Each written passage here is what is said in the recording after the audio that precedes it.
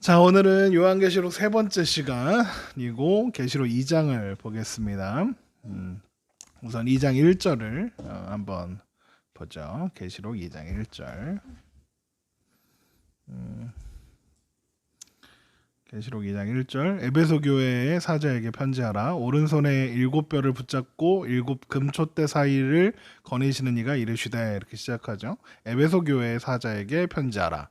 여기서 사자는 거기 이제 작은 글씨로 교재에 표시를 해놨는데, 이 사자는 그 교회에서, 그러니까 좋게 이제 쉽게 말하면 그 교회에서 사역하는 목사님을 의미하는 걸 수도 있고, 그런데 이제 이건 또 이 사자라는 단어가 천사라는 단어로도 번역될 수 있어서 에베소 교회에 있는 천사에게 편지한다, 이런 말이 되고, 그러면 이건 무슨 뜻이냐면 하나님께서 에베소 교회를 보살피도록 하신 천사에게 편지를 보낸다. 이 말은 뭐냐면 에베소 교회 모든 사람에게 보내는 편지다. 왜냐하면 그 교회를 대표하고 그 교회를 이제 에베소 교회를 어떻게 보면 관리하고 있는 천사에게 보내는 편지니까.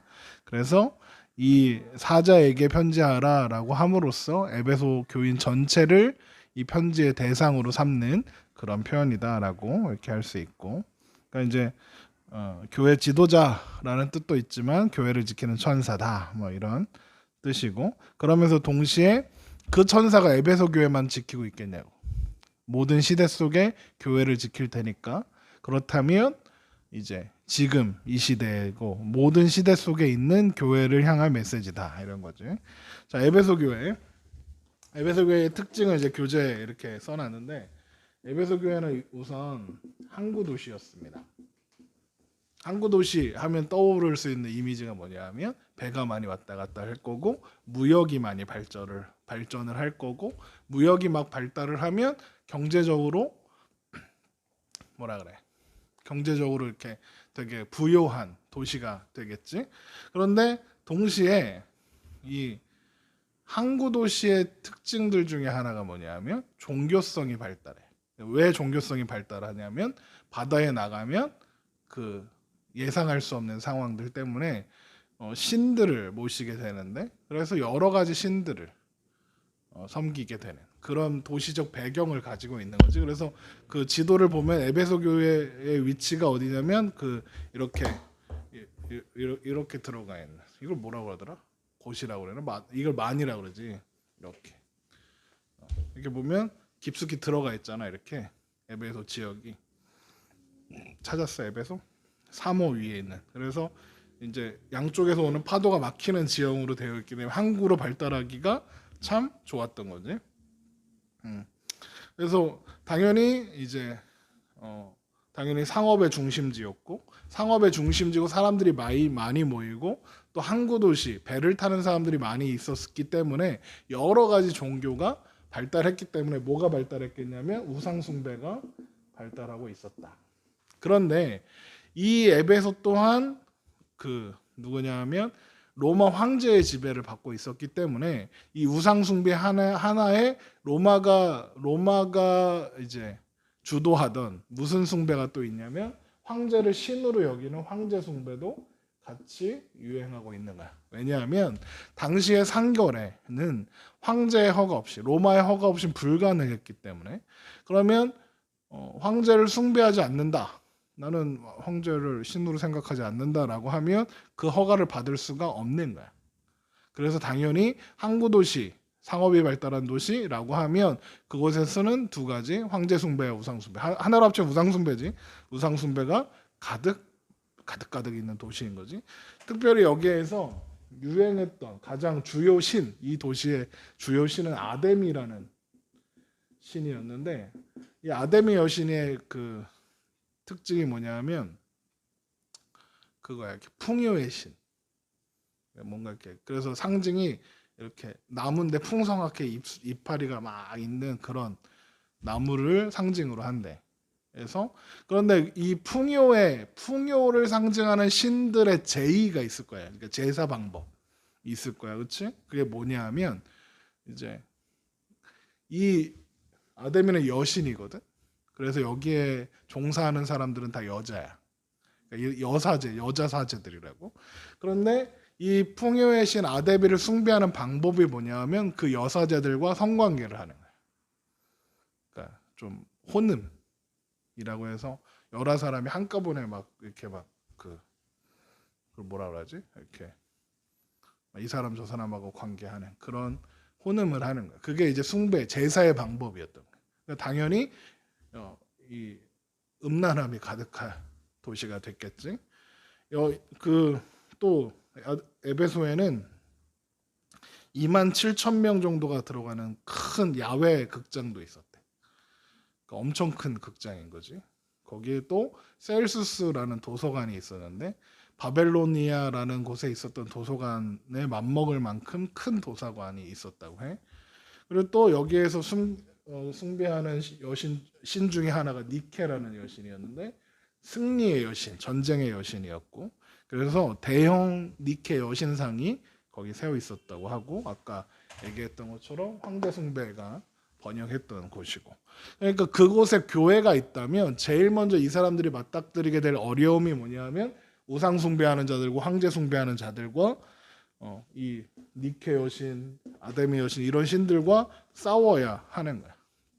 그러다 보니까 어떤 문제가 있었냐면 이런 거지. 우상 숭배하고 황제 숭배하면서 예수를 믿는 건 쉬운 일이 아니야. 그렇지? 그런 세계관 속에서 그럼 어떤 사람들이 생길 거냐면 이걸로부터 오는 핍박을 견디다 못해서 그냥 예수도 믿고 아데미도 믿고 니케도 믿고 황제도 믿자 그냥. 예수 안 믿는 거 아니지 않냐. 예수 믿자. 왜 예수 믿지 말자냐. 예수도 교회 주일에 교회 와서 예배 드리고 이런 식으로 그런 식으로 타협하려는 사람들이 생겨나기 시작한 거지. 그래서 그러니까 당연히 교회 안에 이단과 거짓 교사들이 있는 거야. 그러니까 교회는 얘네들하고만 싸워야 하는 게 아니라 그렇게 타협하자고 하는 거짓 가르침을 가르치는 이단들과도 싸워야 했던 그런 교회였던 거지. 이 에베소 교회는 52년에 AD 52년에 세워진 교회고 브리스길라와 아굴라라는 사람 바울의 이제 동역자인데 그 사람들에 의해서 개척된 교회로 알려져 있고 바울이 여기서 이제 2년 동안 사역을 했었어. 그리고 이제 떠나서 에베소에 보내는 편지도 쓰고 그랬지. 그리고 이제 2년을 사역하고 떠나면서 바울이 거기 후임자로 누굴 보냈냐면 디모데를 보냈어. 디모데 전서 후서 그 디모데에게 보내는 편지 썼던. 그래서 에베소에서 사역하고 있는 디모데에게 이런 목사가 되어라라고 보내는 편지가 이제 디모데 전서 후서인 거야. 그리고 나서 그 다음에 여기서 사역했던 사람이 요한이야. 사도 요한. 지금 편지를 쓰고 있는. 그리고 이제 여기에서 거기 C번에 보면 마리아가 여기서 죽었다 이렇게 돼 있잖아. 마리아가 왜 여기서 죽었다라고 알려져 있냐면 예수님이 십자가에서 돌아가실 때 이제 마지막에 십자가 앞에 있었던 제자가 누구냐면 사도 요한이었어. 그런데 그 요한한테 요한복음 19장에 마리아를 향해서 어머니요 여자여 아들이니이다. 요한한테 아들이라고 해. 그리고 제자한테 요한한테 어머니다. 이렇게 해서 그 다음부터 그래서 이제 말씀이 어떻게 되냐면 그때부터 그 제자가 자기 집에 모시니라. 그러니까 이제 예수님이 십자가에 달리셔서 마리아를 맡기신 거예요. 요한한테. 그러면서 그때부터 이제 요한은 마리아를 예수의 어머니 마리아를 자기 어머니처럼 모시게 된 거지. 그러니까 마리아와 요한이 그 에베소 교회에서 있다가 거기에서 마리아가 죽은 곳으로 알려져 있는 거지. 그런데 여기에서는 D번에 보면 주위 지형이 토사가 쌓여서 오타바라 쌓여서 몇 년에 한 번씩 항구를 옮겨야 했대. 이게 무슨 말이냐면 이게 항구에 이제 항구를 이렇게 만들어 놓을 거 아니야? 그러면 여기에 그 파도 때문에 모래가 막 쌓이니까 여기에 배를 댈 수가 없는 거야. 여기를 중심으로 해서 모래가 막 쌓이면 여기 배를 댈 수가 없잖아. 그래서 다른 데다 이걸 또 만들어야 되고 몇 년에 한 번씩 이렇게 돌아가면서 했어야 됐다는 거야. 그러면 이거 이제 만약에 항구를 옮기고 여기를 이제 부셔버리면 어떻게 되겠냐면 모래가 또 자연적으로 사라지겠지. 그럼 또 다시 또 옮기고 이렇게. 뭘 떠오르게 하냐면 촛대를 옮긴다는 이야기. 2장 5절에 이제 나오는 그걸 떠오르게 할 수 있는 거고 여기에 두란노 서원이라는 게 있었는데 지금으로 말하면 일종의 신학교 같은 거야. 신학대학교. 그러니까 사도 바울이 여기 에베소에 있는 동안 여기에서 2년 동안 매일 5시간씩 성경을 가르쳤어. 그런 곳이지. 그리고 지금은 에베소서를 바울이 보내고 나서 30년 정도 지난 시점이라고 알려져 있어요. 자, 2장 1절 계속 보면 오른손에 있는 7별을 붙잡고 7 근촉대 사이를 거니시는 이가 이르시되. 그러니까 1장에서 예수님에 대해서 묘사했던 그 내용과 똑같은 분인데 그럼 예수님인 거야. 이분은 예수님이 이야기해. 그래서 이 1장에서 예수님을 소개할 때 묘사하면서 사용했던 표현들이 2장에서 교회들에게 보내는 편지들에게서 다 반복돼서 나타날 거야. 그래서 이 모습이 이제 각 교회의 문제들과 관계에 있는 모습인 거야. 그래서 여기 보면 7 금촛대 사이에 다니시는 분이라고 하면 지금 무슨 이제 에베소한테 혼날 때 너 그렇게 하면 촛대 옮길 거야 이런 표현이야. 그래서 함부로 옮기는 것에 이제 또 연관이 있는 거고. 그리고 7별을 붙잡고 있다. 7별은 7교회다 그랬잖아. 7교회를 붙잡고 있으니까 에베소 교회를 주장하시고 다스리시는 예수님께서 말씀하신다. 이제 그 표현이야. 그래서 교회의 주인이 예수님이다. 라고 이제 시작되는 거지.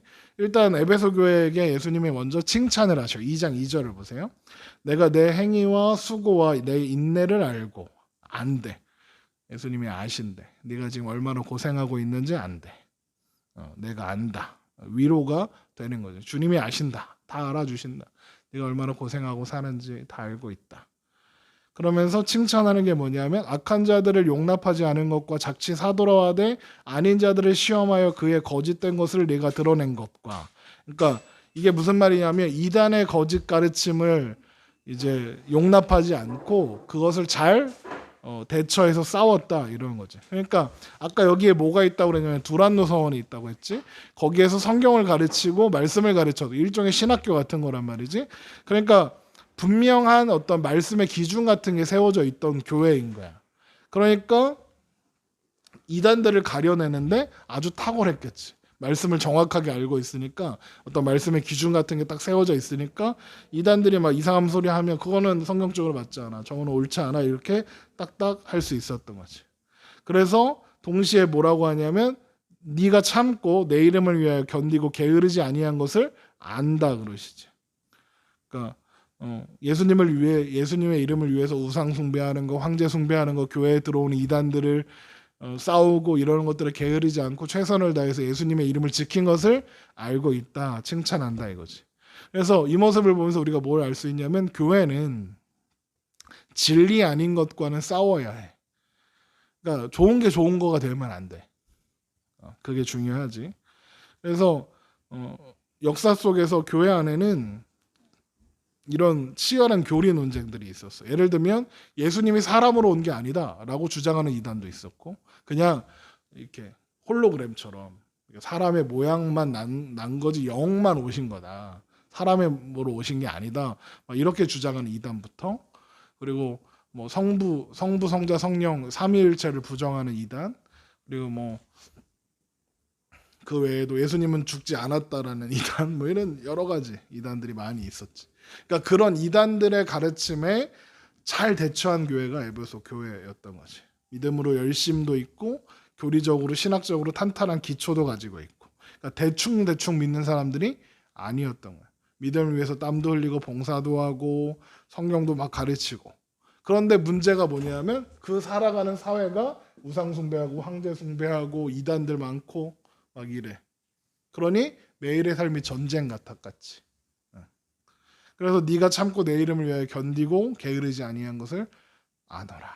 그러니까 여기서 게으르지 아니한 것은 정확하게 번역하면 지치지 않은 것을. 네가 지치지 않고 있는. 그러니까 뭘 견디고 뭘 참고 뭘 지치지 않았는지 짐작할 수 있겠지. 그러니까 수많은 어려움 속에서도 낙심하지 않고 버틴 거야.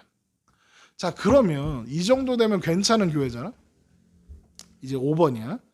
책망 이렇게 되지. 괜찮은 교회인데 이것보다 어떻게 더 훌륭해. 그런데 예수님이 혼내신다. 혼내는 내용이 뭐냐? 계시록 2장 4절에 2장 4절 그러나 너를 책망할 것이 있나니 너의 처음 사랑을 버렸느니라. 처음 사랑을 버렸다. 처음 사랑. 처음 사랑을 버렸다. 처음 사랑이 뭘까? 처음 사랑은 에베소 교회가 하나님의 은혜를 깨닫고 처음에 가졌던 사랑과 열정을 의미하는 거야. 근데 그 사랑과 열정이 단순히 하나님을 향한 것만이었느냐? 그게 아니야. 에베소서 1장을 한번 봐봐. 에베소서 1장 15절을 볼게요. 그러니까 에베소서 1장 3절부터 쭉 보면 에베소 교회에 복음이 들어가고 그 안에서 하나님의 역사가 일어나고 너희가 복음을 듣고 하나님의 자녀가 되었고 막 이런 칭찬들이 쭉 이어지다가 15절에 이런 말씀이 있어. 이로 말미암아 에베소서 1장 15절 이로 말미암아 주 예수 안에서 너희 믿음과 모든 성도를 향한 사랑을 나도 듣고 내가 기도할 때에 너희 기억하며 너희로 말미암아 감사하기를 그치지 아니하였다. 그러니까 1장에서 에베소 교회에 대해서 뭐라고 얘기하냐면 너희가 예수님의 십자가 부활 복음 믿음 안에서 잘 성장하고 있고 너희가 교회 안에서 하나님을 사랑하고 이웃을 잘 사랑하고 있다. 그래서 너희 때문에 내가 참 감사하다. 이런 칭찬을 받는 거지. 그런데 지금 예수님이 뭐라고 하시냐면 처음 사랑을 잃어버렸다라고 하는 거예요. 무슨 사랑을 잃어버렸을까? 진리에 대한 싸움으로 칭찬을 받았지. 그럼 누구를 사랑하는 건 포기하지 않았다는 거야. 하나님 사랑하는 건 포기하지 않았다는 거야. 하나님을 사랑하는 건 식지 않았어. 하나님 겁나 사랑하니까 진리로 싸울 수 있는 거야. 안 그래서 어떻게 이단하고 싸우고 막 그 우상 숭배하는 사람들하고 어떻게 싸우겠어? 하나님 사랑하니까 싸울 수 있는 거잖아. 그런데 뭐가 부족한 거야? 이웃을 사랑하는 게 식었다는 거야. 진리의 목숨을 걸다가 뭘 포기해 버렸냐면 사랑을 잃어버린 거야. 그러니까 비진리에 말씀이 아닌 것에 분별하고 싸워야 했지만 사랑을 잃어버리면 안 된다 이야기하는 거지. 그러니까 지금 예수님께서 에베소 교회에게 경고하시는 게 뭐냐면 너희가 지식만을 추구하다가 옳고 그름만을 추구하다가 정작 챙겨야 하는 사랑을 잃어버렸다라고 이야기하는 거지. 고린도전서 13장 한번 보세요. 고린도전서 13장. 이게 이제 사랑장이라고 알려져 있는 그 말씀인데 고린도전서 13장 1절 거기 보면 고린도전서 13장 1절 내가 사람의 방언과 천사의 말을 할지라도 사랑이 없으면 소리나는 구리와 울리는 꽹과리가 되고 내가 예언하는 능력이 있어 모든 비밀과 모든 지식을 알고 또 산을 옮길 만한 모든 믿음이 있을지라도 사랑이 없으면 내가 아무것도 아니요 내가 내게 있는 모든 것으로 구제하고 내 몸을 불사르게 내줄지라도 사랑이 없으면 내게 아무 유익이 없으리라. 이 말이 뭐냐면 너희가 다 알고 그래서 막 겁나 큰 센 믿음을 가지고 있고 그래갖고 막 순교 몸을 불사르게 내어줄 때까지 순교할 믿음으로 막 그런 믿음이 있어도 그 안에 뭐가 없으면 사랑이 없으면 그건 진짜가 아니다라고 이야기하는 거지. 이게 성경 공부를 많이 하는 사람들이 범하기 쉬운 실수야.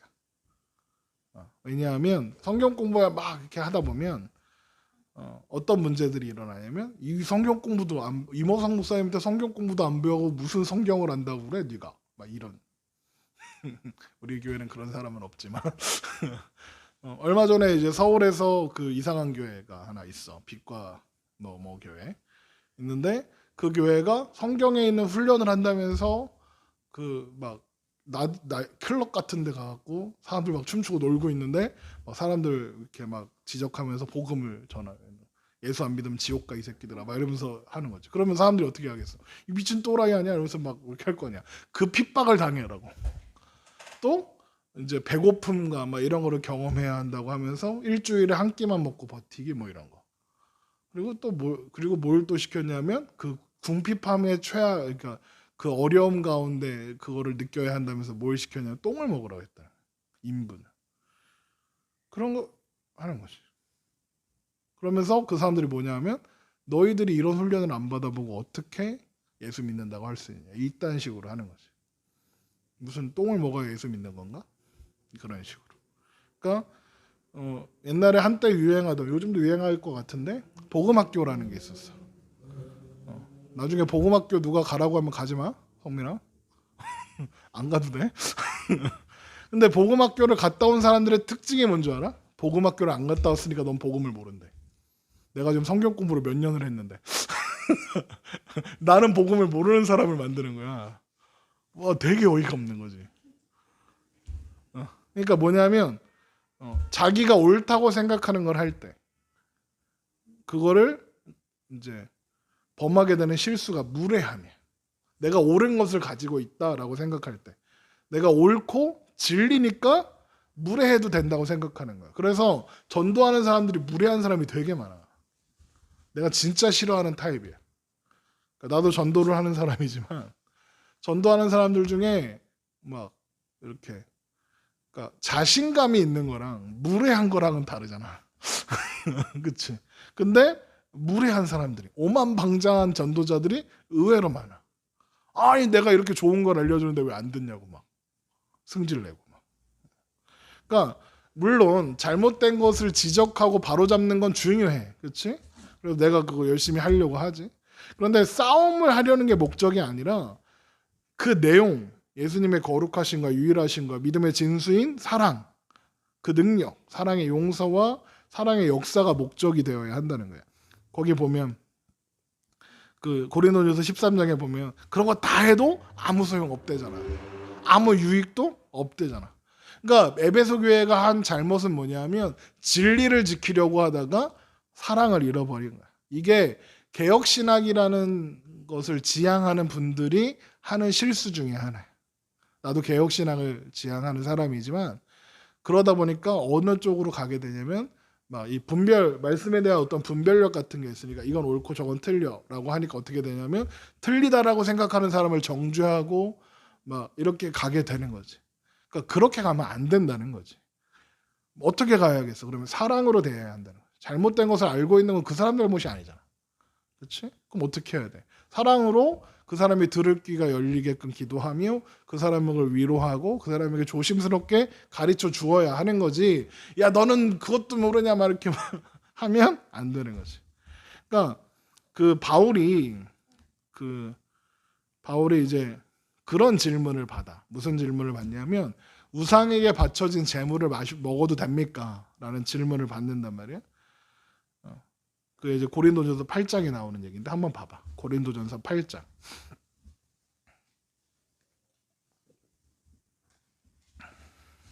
여기 보면 8장 1절을 보면 우상의 재물에 대하여는 우리가 다 지식이 있는 줄을 아나 지식은 교만하게 하며 사랑은 덕을 세우나니 만일 누구든지 무엇을 아는 줄로 생각하면 아직도 마땅히 알 것을 알지 못하는 것이요. 이게 무슨 말이냐면 그 밑에 쭉 내용이 있는데 뭐냐면 우상에게 바쳐진 재물, 그러니까 당시에 에베소에 우상에게 바쳐진 재물을 파는 사람들이 있었던 거야. 그런데 그거 외에는 고기를 살 데가 없었어. 그러니까 그럼 어떻게 해야 돼? 우상에게 바쳐지 않은 고기를 사는 방법과 아니면 고기를 안 먹어야 되는 거야. 우상에 바쳐진 거니까. 그런데 믿음으로 이제 그런 것들을 보다 보니까 뭘게 보이냐면 우상은 아무것도 아닌 거야. 우상은 존재하지조차 않으니까. 그러니까 그게 우상의 제물로 들어갔다 나왔다 한들 그게 막 더럽혀지고 한 게 아닌 거야. 그거 먹어도 아무 상관없어. 막 귀신이 들어오고 이렇지 않는단 말이야. 그러니까 마치 우리 그 조상 제사 같은 거 있잖아. 집에서 제사 지낼 때 그거 밥 먹으면 막 귀신이 먹은 거니까 예수 믿는 사람 먹으면 안 된다고 막 그런 거 하는 사람이 있거든. 그런 거 없잖아. 그런 게 없다고 믿음으로 그거 먹어도 겨리낌이 없는 거지. 왜? 하나님 외에 다른 신은 없으니까, 다른 존재는 없으니까 괜찮은. 뭐 상관없어, 먹으면 어때? 이런 사람들이 있는 거야. 지식이 있는 거지. 말씀에 대한 지식이. 그런데 바울이 뭐라고 경고하냐면 아는 게 다가 아니라는 거야. 왜냐하면 그걸 보고 믿음이 연약한 사람들은 야 우상에게 바쳐진 재물을 막 먹네. 우와 저기 진짜 막 어떻게 막 저 우상을 믿는 놈 아니야 저거? 막 이렇게 오해하고 착각하고 상처받을 수 있겠지. 그러니까 그 사람을 위해서는 어떻게 해야 되는 거야? 먹지 말아야 하는 거지. 네 때문에 상처받지 않냐? 네 때문에 믿음에서 낙심할 수 있지 않냐? 아는 게 힘이 아니라는 거야. 사랑의 힘이라는 거야. 사랑이 교회를 세우고 사랑이 덕을 세우는 거지. 맞고 틀리고를 분별하는 지식이 있어야 하지만 그래서 상대방의 옳은 자리로 가게 해야 하지만 사랑이 있어야 한다는 거야. 그러니까 막 그러니까 이 문제는 동일하게 술 문제에도 적용이 될 수 있어. 술 담배 하는 문제. 술 담배 아무것도 아니야. 그거 하면 지옥 가? 아니야. 술 담배하고 그게 거리껴서 교회 못 오는 것보다 술 담배하고 괜찮으니까 교회 오는 게 나아. 그렇지 않겠어? 그렇지? 물론 안 하는 게 좋지, 건강상. 술 담배 하면 좋은 점이 뭔 줄 알아? 빨리 주님을 볼 수 있어. 그렇겠지. 어? 근데 그것 때문에 구원을 받거나 못 받거나의 기준이 아니란 말이야. 그런데 여전히 믿음이 연약한 사람들 중에는 교회에 다니는 사람은 술 먹고 담배 피면 안 돼 라는 생각을 하는 사람이 있잖아. 그러면 예를 들어서 나는 아무렇지 않으니까 목사가 맨날 예배 끝나고 호프집 가서 술 먹고 막 그래 봐. 그러면 믿음이 연약한 사람들은 어떻게 해? 목사가 술을 마셔. 저거 이단인가 막 이렇게 할 거 아니야. 낙심하고. 그럼 안 된다는 거지. 그러니까 그리고 사실 이제 술은 안 마시는 게 좋지. 사고 치니까. 아무튼.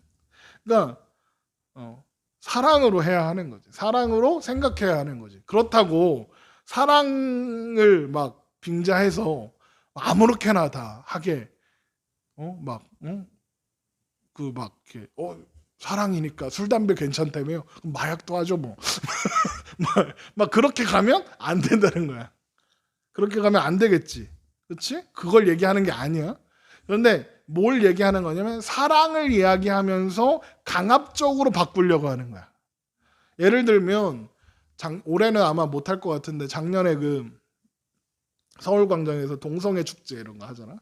동성애 페스티벌 이런 거 하잖아. 그때 꼭 이제 기독교인들이 그 앞에 가서 팻말을 들고 막 이렇게 동성애는 죄입니다. 막 이런 걸 해. 나도 동성애는 죄라고 생각해. 하지만 그렇게 하는 건 찬성하지 않아. 그런데 그 사람들이 팻말에 뭐라고 쓰고 있는 줄 알아? 이렇게 써놨어. 우리는 당신들을 사랑합니다. 동성애가 죄라는 것뿐입니다. 사랑한다면서 그 사람들을 모욕하고 조롱하는 거잖아. 그렇게 하면 안 된다는 거지. 그러니까 아까 고린도전서 13장에 뭐라고 했냐면 사랑이 없으면 아무것도 아니다. I am nothing. 난 존재조차 없다 이런 거지. 그러니까 에베소 교회가 한 실수가 뭐냐 하면 거짓 가르침과 거짓 사도들과 거짓 선지자들과 열심히 싸워서 교회를 지키는 건 성공했는데 뭘 실패했냐면 그 안에서 사랑을 잃어버린 거야.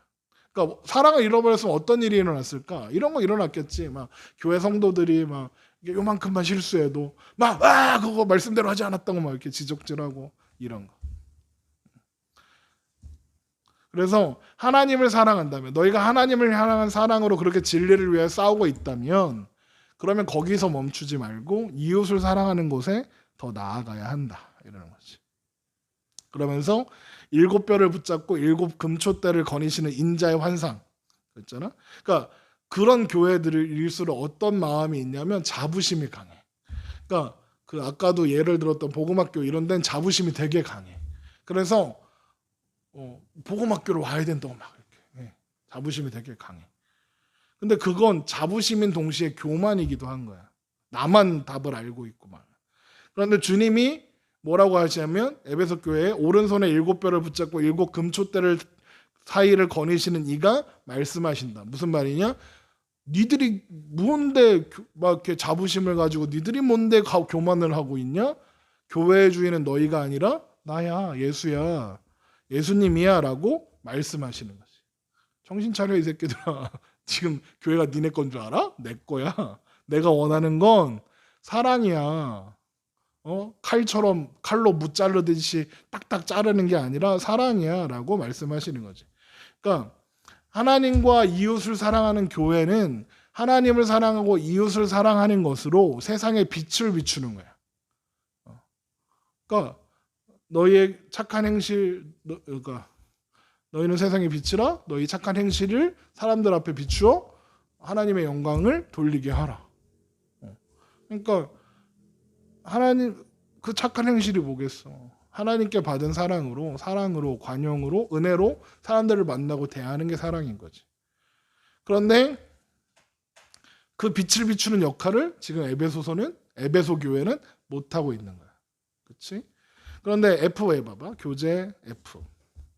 몇 번의 F지? 2번, 5번의 F네. 맞나? 5번 F 보면 주님은 마지막 때의 상황이 사랑이 식을 거라고 예언하셨대. 마태복음 24장 12절 보세요. 마태복음 24장 12절.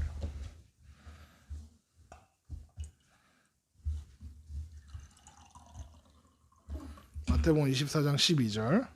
거기 보면 마지막 때에 대한 말씀인데 불법이 성합으로 많은 사람의 사랑이 식어지리라. 그러나 끝까지 견디는 자는 구원을 얻으리라. 이 천국 복음이 모든 민족에게 증언되기 위하여 온 세상에 전파되리니 그제야 끝이 오리라. 그러니까 사랑을 지켜야 한다라고 주님이 말씀하셨다는 거지. 그러면서 제자 이제 2장 5절에 너희는 처음 사랑을 잃어버렸으니까 그러면 다시 어떻게 해야 돼? 처음 행위를 가지라라고 명령해야 하는 거지. 계시록 2장 5절. 요한계시록 2장 5절. 그러므로 어디서 떨어졌는지를 생각하고. 그러니까 지금 어디서 떨어졌어? 처음 사랑에서 떨어졌지. 회개하여 처음 행위를 가지라. 만일 그리하지 아니하고 회개하지 아니하면 내가 내게 가서 내가 내게 해서 내 촛대를 그 자리에서 옮기리라. 에베소가 자꾸 모래가 쌓였고 항구가 여기저기 옮겨 다닌다 그랬지. 이거야.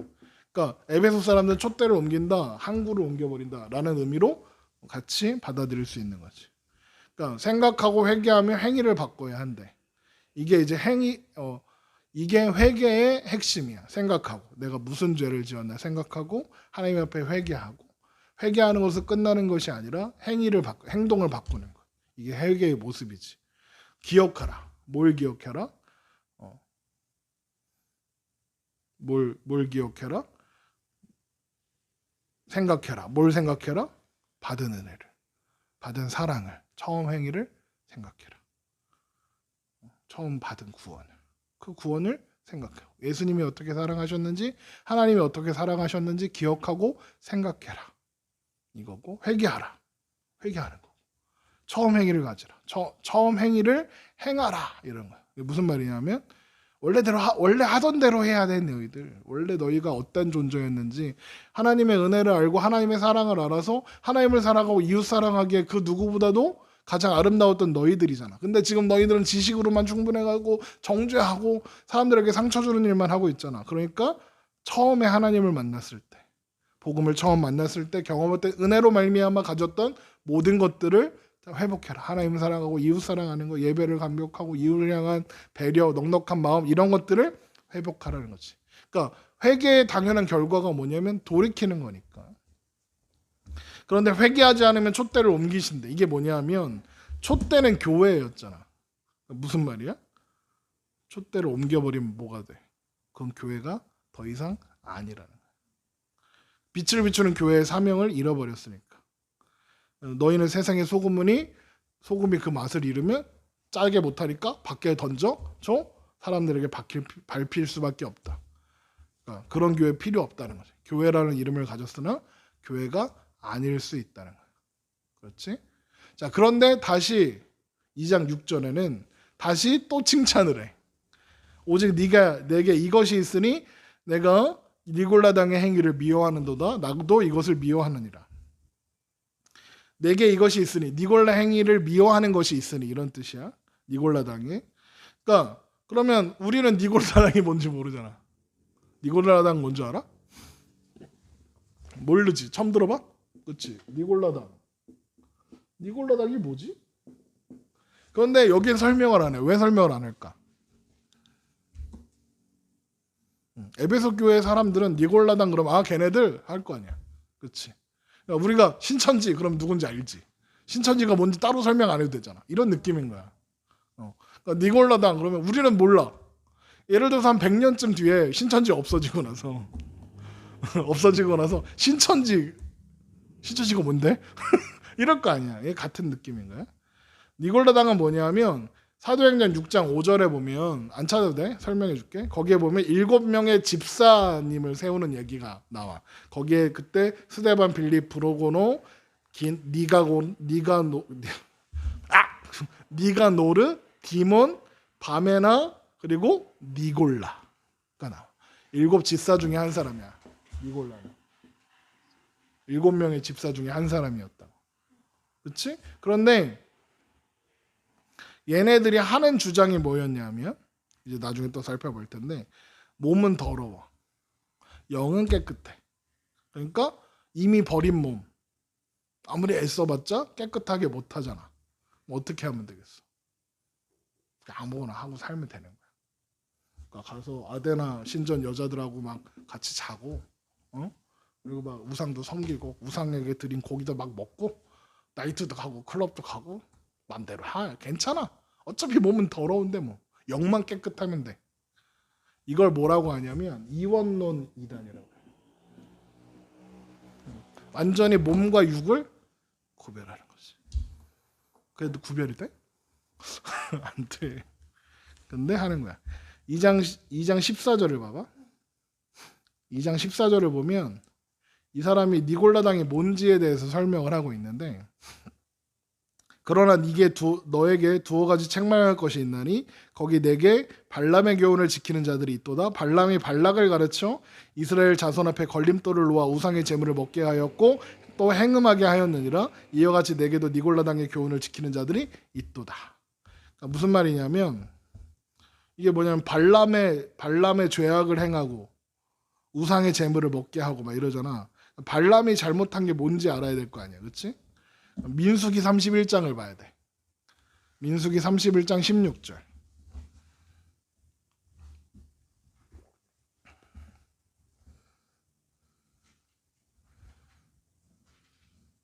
민수기 31장 16절. 보라, 이들이 발람의 꾀를 따라 이스라엘 자손을 부올의 사건에서 여호와 앞에 범죄하게 하여 여호와의 회중 가운데 연병이 일어나게 하였느니라. 그러니까 발람의 꾀를 따라 이스라엘 자손이 부올의 사건에서 하나님께 죄를 지었대. 그럼 부올의 사건은 또 뭐야? 이걸 찾아야겠지? 민수기 25장 1절. 25장 1절이야. 거기 나오는 얘기인데 읽으면 시간 오래 걸리니까 나중에 읽어보고 들으면서 읽어. 눈으로. 이 민수기 22장에 보면 발락이라는 사람이 발락이라고 하는 그러니까 발람 말고 발락이라는 모압의 왕이 나오는데, 이 모압의 왕이 이제 이스라엘 사람들이 막 아모리 사람들을 물리치고 막 승전한다는 얘기를 듣고 자기들 힘으로는 얘네들 못 이길 것 같으니까 여기 나오는 발람 선지자를 불러서 이스라엘을 저주해라 그래. 그랬더니 저주하라고 막 가니까 하나님 막으셔. 거기서 나오는 게 뭐냐면 당나귀가 안 가는 거야.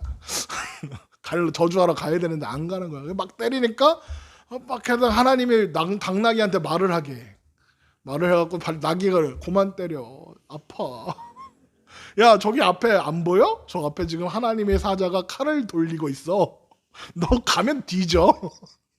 내가 그래서 안 가는 건데 지금 네가 왜 나 때리냐? 막 이러는 거야. 그런 장면이 나와. 진짜 나와. 민수기 22장에 나오는 거야. 그러니까 그래서 발람이 가갖고 저주는 못하고 오히려 뭐 했냐면 축복을 했어. 그러니까 그런데 발람은 진짜 선지자가 아니야. 거짓 선지자잖아. 돈 받고 저주하려고 했잖아. 근데 하나님이 막으셔서 어쩔 수 없이 축복한 거란 말이야. 죽을까 봐. 그러니까 이스라엘 저주할 수 없으니까 어떻게 했냐면 이스라엘 사람들을 타락시키기로 하고 이 모압 여인들을 보내서 이스라엘 남자들을 유혹하게 한 거야. 그게 부올의 사건이었어. 그 민수기 25장에 있는. 그래갖고 어떻게 되냐면 25장 8절을 봐봐. 그 이스라엘 남자를 따라 그의 막상에 들어가 이스라엘 남자와 그 여인의 배를 꿰뚫어서 두 사람을 죽이니 연병이 이스라엘 자손에게서 그쳤더라. 그러니까 모압 여인들한테 유혹당해갖고 그 여인들을 데리고 와서 장막에 들어갔던 사람들을 싹 죽이니까 연병이 그친 거야. 근데 그때 연병이 돌아서 죽은 사람이 몇 명이냐면 24,000명이었어. 어디 갔냐? 아무튼 24,000명이 죽었어. 그러니까 발람은 이스라엘 백성들을 꿰어서 행음하게 하고 우상을 섬기게 하고 이런 사람들인 거지. 그런데 니골라당이 그런 사람들이다 이렇게 했잖아. 그러니까 무슨 말이냐면 아까 얘기했던 것처럼 신자의 영은 하나님이 보호하시니까 괜찮은데 몸은 어차피 더러우니까 아무거나 해도 돼. 어떤 죄를 저질러도 괜찮아. 이걸 무법방종주의라고 하니까 그래서 뭐 하겠어 가서. 에베소에 아데나 여신 신전 있다고 그랬잖아. 갖고 막 그 아데나 여신의 신전의 그 제의에 참여하는 거야. 혼음 이런 거 막 하는 거지. 그런 거 해도 괜찮다라고 가르치는 거야. 야, 우리가 에베소에서 사는데 우상 숭배 안 하고 황제 숭배 안 하고 어떻게 사냐? 가서 하자. 괜찮아. 이러는 사람들이 있었다는 거지. 그래서 C번 봐봐. 발람은 거짓 선지자로 불의한 재물을 사랑하고 하나님의 백성을 미혹한 사람이야. 유다서에 나와. 유다서 1장 4절 보세요. 유다서. 요한계시록 바로 앞에 있어요. 한 장짜리라 잘못 넘기면 안 찾아져. 한 장짜리라 이렇게 못 찾을기 쉬워. 그치. 되게 짧지. 못 찾기 딱 좋아. 1장 4절 봐봐. 이는 가만히 들어온 사람 몇이 있음이라 그들은 옛적부터 이 판결을 받기로 미리 기록된 자니 경건하지 아니하여 우리 하나님의 은혜를 도리어 방탕한 것으로 바꾸고 홀로 하나이신 주제 곧 우리 주 예수 그리스도를 부인하는 자라. 뭐냐면 아까 그런 거지. 하나님의 은혜를 방탕한 것으로 바꿨다 그랬잖아. 그러니까 영은 하나님이 보호해 주시니까 괜찮은데 몸은 어차피 더러우니까 괜찮아 아무거나 하고 살아. 이건 하나님의 은혜를 방탕하게 바꾼 거지. 11절도 봐봐. 화 있을진저 이 사람들이여 가인의 길을 행하였으며 삭을 위하여 발람의 어그러진 길로 몰려갔으며 고라의 패역을 따라 멸망하였도다. 그러니까 누구보다도 진리 위에 서고자 애썼던 에베소 교회가 니골라당을 싫어하는 건 당연했고 그걸 미워하고 그걸 축출하려고 애쓰는 건 당연했겠지. 그러니까 에베소 교회가 부족한 건 그거 하나였던 거야. 사랑. 그러니까 니골라당이 교회에서 난리치고 다니니까 그럴 여유가 없었다라고 생각할 수도 있겠지. 그런데 그걸 잃어버린 건 잘못이라는 거지. 그렇지? 그러면서 2장 7절 귀 있는 자는 들으라. 계시록 2장 7절 귀 있는 자는 성령이 교회들에게 하시는 말씀을 들을지어다. 이기는 그에게는 내가 하나님의 낙원에 있는 생명나무의 열매를 주어 먹게 하리라. 귀 있는 자, 귀 없는 사람. 이 귀 있는 자는 특별한 의미가 있겠지. 하나님이 이루신 구원의 은혜가 뭔지를 알고 그리고 성경 말씀 하나님이 성경을 통해서 우리에게 하신 말씀이 뭔지 아는 거. 그게 귀 있는 사람이야. 그러니까 막 그거를 막 말씀도 그렇고 뭐 신앙생활이나 그리고 또 목회자가 하는 말이나 이런 것들을 자기 마음대로 해석해서 막 이렇게 해가지고 그러니까 이제 목사님이 제일 많이 하는 설교 중에 하나가 뭐냐면 내 힘으로 구원받는 거 아닙니다. 11조가 구원해 주는 거 아니고 주일 성수가 그런 걸로 자랑하면 안 됩니다. 막 이런 얘기 하잖아. 그러면 이제 그걸 어떻게 듣냐면 그러니까 11조도 안 해도 되고 주일 성수도 안 해도 되고 그런 거구나. 이렇게 가면 이 자의적 해석을 해서 발람의 교훈을 따르는 니골라당의 행위를 하게 될 수 있는 거지. 그렇게 오해할 수 있다면. 그런데 이기는 자에게는 뭐라고 하셨냐면 이기는 그에게는 생명나무 열매를 주어 맺게 한다. 이긴 자, 이게 이제 중요한데 오늘 에베소 교회만 하고 끝내야겠는데 이기는 자, 이긴 자잖아. 이긴 자. 이단들은 교주가 이긴 자래. 신천지 이만희도 자기가 이긴 자라고 하고 그 안상홍 증인의 안상홍도 지가 이긴 자라고 하고 그 최근에 이단된 변승우를 한 사람이 있거든. 그 사람도 자기가 이긴 자라고 그러고 다 이긴 자래 지가. 그런데 여기서 이기는 자는 할 때 이기는 자는 어떤 한 사람을 말하는 게 아니야. 그리고 또 어느 이렇게 말세가 되면 어디선가 이기는 자가 이렇게 나타나갖고 내가 이기는 자다 하는 것도 당연히 아니야. 그리고 어떤 특별한 사람을 말하는 것도 아니야. 예를 들면 막 순교한 사람이나 막 그런 사람만 말하는 것도 아니야. 이기는 자는 어떤 사람이냐? 성령이 교회들에게 하시는 말씀을 들을지어다 그러죠. 귀 있는 사람이 이기는 사람이야. 귀를 열고 하나님의 말씀을 듣고 말씀 앞에 겸손히 서는 자, 성령께서 하시는 말씀을 듣는 사람들. 누구겠어? 성도들인 거야. 에베소 교회 성도들이고 오늘을 살아가고 있는 우리들을 의미하는 거야. 예수님을 의지하는 사람들. 왜 걔네가 이깁니까? 예수님 때문에 이겨. 어떻게 이깁니까? 요한복음 16장 33절. 요한복음 16장 33절.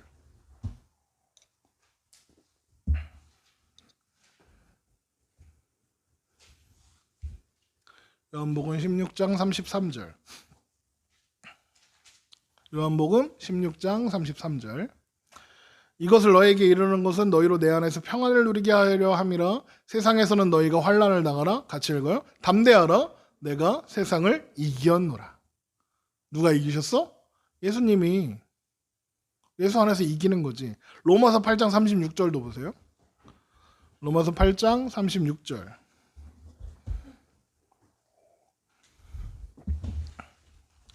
로마서 8장 36절. 로마서 8장 36절. 기록된 바 우리가 종일 주를 위하여 죽임을 당하게 되며 도살당할 양같이 여김을 받았나이다. 핍박당하고 박해당한다는 거지. 함과 같으리라. 37절 같이 읽겠습니다. 그러나 이 모든 일에 우리를 사랑하시는 이로 말미암아 우리가 넉넉히 이기느니라. 우리를 사랑하시는 이가 누구야? 하나님, 예수님. 예수님 안에서, 그리스도 안에서 우리가 넉넉히 이긴대. 그러니까 이기는 자는 어떤 특별한 사람을 말하는 게 아니라 예수님 안에 있는 모든 사람들, 교회로 세워져 있는 모든 사람들, 나린이도 이기는 자고 성민이도 이기는 자고 호상이도 이기는 자인 거지. 그렇죠? 자, 이기는 자에게 주시는 약속이 뭐냐 하면 이기는 자에게는 생명나무를 생명나무 열매를 주워 먹게 하겠대. 생명나무는 어디 있었지? 성민아, 생명나무는 어디 있었니? 그치, 에덴 동산에 있었지. 그거 아담이 범죄 후에 갈 수 없었던 그 나무. 생명나무는 영원한 생명과 관계된 나무고 생명나무는 하나님 나라에서 영생하는 걸 의미하는 거야. 자, 그런데 아까 아데미 여신에 대해서 이야기할 때 그 상징이 뭐라고 했지? 나무. 풍성한 이파리를 가진 나무라고 했잖아. 그래서 그 아데미 신전에는 나무가 큰 게 있었어. 그렇지? 그런 사람들은 그 나무를 보며 저기에 생명이 있다라고 했단 말이야. 그런데 지금 에베소 교회를 향해서 예수님이 뭐라고 해? 생명나무의 열매를 주겠다. 아데미 여신이 주려고 하는 거기 있는 나무는 생명나무가 아니라는 선언인 거야. 참된 나무는 예수님을 있겠다. B번, 생명나무 열매는 영생을 주는 나무이며 새하늘과 새 땅에 있어.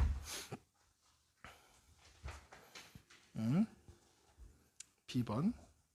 지금 8번에 B번 보는 거야. 계시록 22장 14절을 보세요. 계시록 22장 14절.